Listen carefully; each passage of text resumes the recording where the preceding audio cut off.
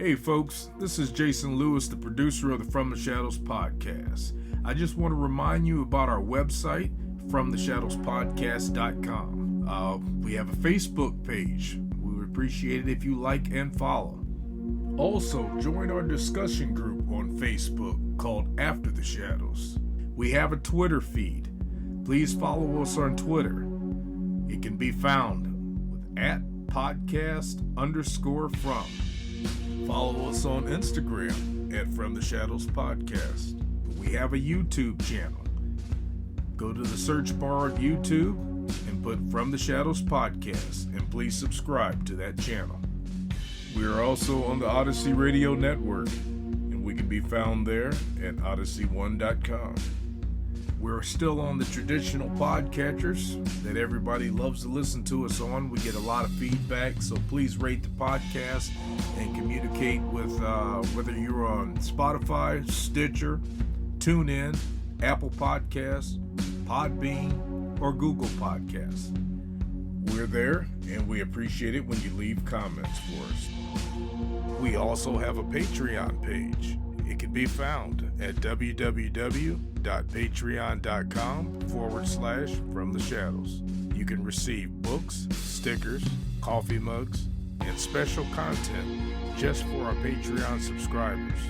Check it out for yourself and see what packages that we have to offer. Well, that's all I have for you right now, folks, and thanks for being a part of the From the Shadows podcast family. So with that being said, let's get this episode started. Okay, so I guess we got to wrap up the conclusion of the big block story from the Bruce burnout story from last week, or we're gonna have people asking questions, man. So the old car, what happens is when you do, car guys know this, right? So you just can't put a big motor. A hot rod is a whole system. It's an engine, it's a transmission, it's a rear end, it's brakes, it's shocks, it's a whole system, right?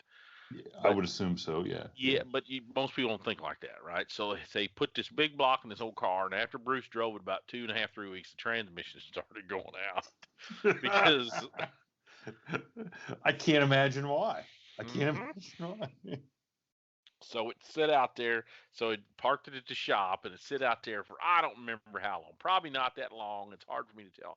So Bruce's next great thing was this 1983 or 84 short wide bed Chevy. Boy, I wish I had it today, because I'm telling you what, it'd bring a ton of money today.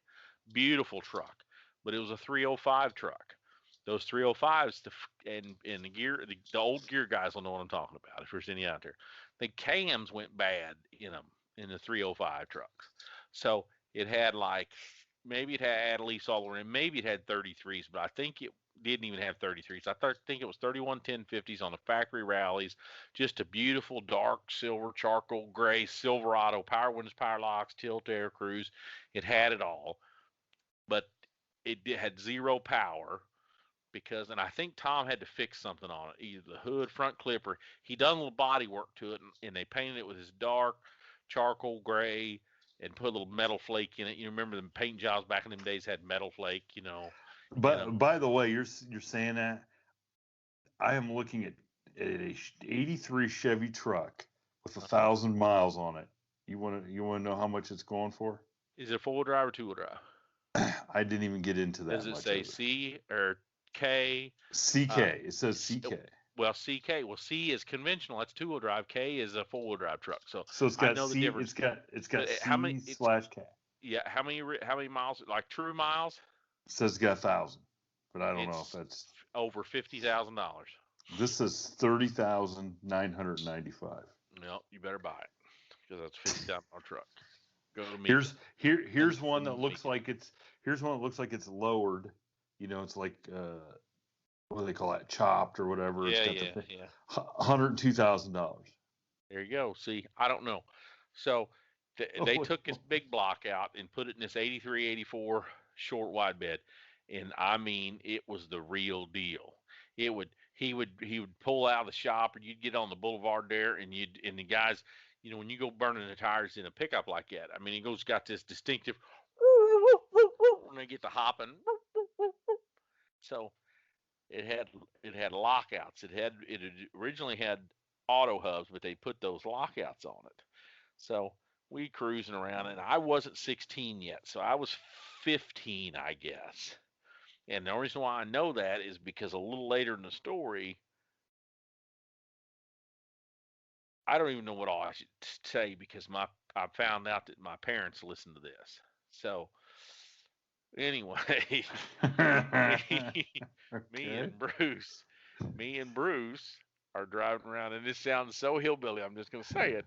We pick up a couple girls at Hardee's, right? And they're, Bruce is 2 years older than me, so he's 17. I'm 15. He's 17, and these girls are high school girls. You know what I mean? So they're like seniors. One of them, I think her sister was out of school. And you know what's funny is I can tell you what their names are. I'm not going to, but I can tell you on this day, 40 years, 40 years later, what their names were. So anyhow, we ended up, it's back before seat belts, right? I mean, think about it. There's only 3 seat belts in this whole truck. So what are you going to do with these girls? I told you I grew up down on the farm. So Bruce decides we're going to go down and we're going to go down, and you'd have to see where I grew up, but we had a low water slab up our driveway. You know what I mean? So it had this little bitty bridge thing, but my old man put this low water slab in for the company because they didn't want to drive across this little concrete, uh, just like a box culvert. But we had this creek and a creek in the bottom that was away from the house, so you could go down there and hang out, and nobody, as long as my mom was already home or my dad was at work. My dad worked a lot of nights, and if my mom was already home, my dad was at home. There was a window there that you could hang out with girls, and you were on your own property. You know what it's like because you grew up on the farm. So I'd have, in case my parents listen, I have no idea what you're talking about, hanging out with hey, girls. so we got this beautiful charcoal gray short wide bed, big block Chevy, and this girl asked Bruce to drive. Maybe we should drive a little, or can we go four wheeling, or I don't remember something. And he had already made the fatal error. He drove down in this loose gravel, and we got down into this not much water at all, but really, like a sandbar, gravel bar. And of course, the first thing he does is give it more gas, and it just digs down. So you jump out and lock it in, and it wouldn't pull itself out. He done dug it down that quick that we're stuck. Oh no. And then, like I've said in many a podcast, this is before cell phones. So what do you do? So these girls are in a truck, and it's funny for a little bit, but then, lady, you're just as stuck as we are out here. You know what I mean? Yeah. I hate to say it, And I said, well, this is what I'm going to do, Bruce. I said, I'm going to sneak up to the house, and we'll call your dad to come get us, pull us out, because we need somebody that's going to pull us out, right? Yeah. And you've already been through this whole getting stuck down in the river and no, this is pre that river trip, because that one was a couple years later. No, I've got a bunch of four-wheel drive stories, buddy. I have got a bunch of four-wheel drive stories. Okay. This was my first time First time getting stuck with girls. So I sneak up there in the house, and I call his mom and dad's, and his old man answers his phone. He said, what's going on? I said, hey, we were four-wheeling with these girls, and we got stuck. Where you at? And I said, I'm over here at our house. Oh, on y'all's land? I said, yeah. Because his first thing he's worried about, his old man was worried about, is were you trespassing or tearing something up? No. So his old man always drove these Chevy Blazers, Jimmys, you know what I'm talking about? Those. Yeah. He always had those big square body Jimmys, And so you think it gets rock bottom, right? When you got to call your dad. He didn't even want to call his old man. I had to do it. So I called his old man. His old man come over there with a log chain and pulled us out of the creek. Hey, this is the funny part. His old man had this it's from the 70s, Jimmy, that still had 400. It said 400 down in the grill, and the Chevy guys know what I'm talking about. It was from the 70s, had 400, and it was a full-time four-wheel drive, and we hated driving it. We hated doing anything with it. He drove around us, hooked onto us, and pulled us out just to show up in front of them girls, to show. Yeah, pulled us out, man. Pulled us out right there. Yeah. I'll tell you, probably the worst one. I want to tell one here just because we got a couple more minutes in that. I don't remember what was that listener that wanted me to talk longer. Oh yeah. We had for all of the loyal Howler listeners, we got a real loyal listener that sent me an email, said, "Hey, the Howler's got to be longer." I'm like, "Geez, okay." I was in my 20s by this time. Had a real job. I was a cop by this time, and I had a 3/4 ton back in the 80s. I mean, I had an 80s truck, which this was the early 90s, probably 92, 93. Yeah, probably 92. I don't know, whatever, 92, 93. I had an 85, 86, 3/4 ton 4-wheel drive GMC 2500, square body, black with red interior, 350 automatic, just a beautiful truck. And me and another dude and I hate to say a couple girls in the truck, we were up in Columbia, Missouri. A buddy of mine went to University of Missouri. We were up there at Columbia, and it snowed while we were inside this place. And I dropped my buddy and this girl off, so there was me and another girl, and we had been spinning donuts. Me and this guy and these two girls, we've been spinning donuts in this big parking lot, just jacking around, because the whole city shuts down. You get 4, 5, 6 inches of snow. You know how they just shut everything down. Oh yeah. And we went in anyway. We dropped them off at their place. I walked out to get in the truck with this girl, and it looked like my truck was bleeding. And I'm sorry, I got in it and I drove down to the gas station. I got out, and that's where it looked like it was bleeding.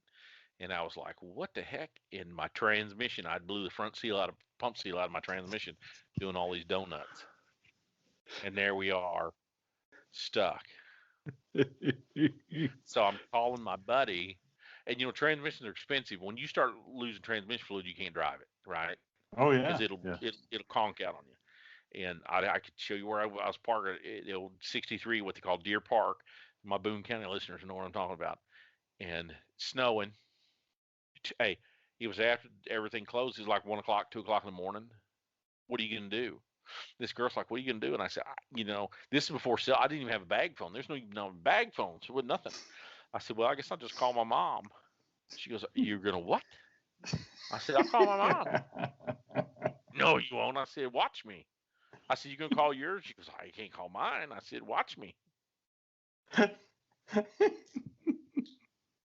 I said, not only that, hey, this is back when there was pay phones. So I'm in a pay phone. You had to call or collect? I'm trying to remember if I must have, because maybe I put some quarters in. I don't remember. But yeah, I called my mom, and hey, and this is she got there at like 2:30 in the morning with 3 or 4 inches of snow on the ground. Remember that? There's 3 or 4 inches of snow on the ground. It's been snowing, remember? In her Dodge Dynasty. Brought us home. She laughed at me all day. I had to go she was telling her friends and church ladies, yeah, how do you get Jeff? He's broke down with some girl. I won't say the girl's name. She'd say the girl's name too, so everybody knew, Mm-hmm. Oh man, that's when you hit rock bottom. Hey, that's when your badass hits rock bottom, when you gotta call your mom to come get you. That's a country song right there. Maybe you should find somebody to cut it. We'll write it. I just don't even know what the hook would be. Gotta call mama and get David to sing it. It sounds like a call mama, right? Call mama. I was broke down. What? I was sober when mom had to come get me in the snow. Yeah, I think it's something there. It's got some legs to it. We just gotta get the right music to it. I think it's a Grammy for sure. God. Mm-hmm. All right. Well, I'll start working on that one. Thank you for tuning in to this week's episode of the From the Shadows podcast. Until next time, never shy away from the darkness or what may be lurking in the shadows. We are out.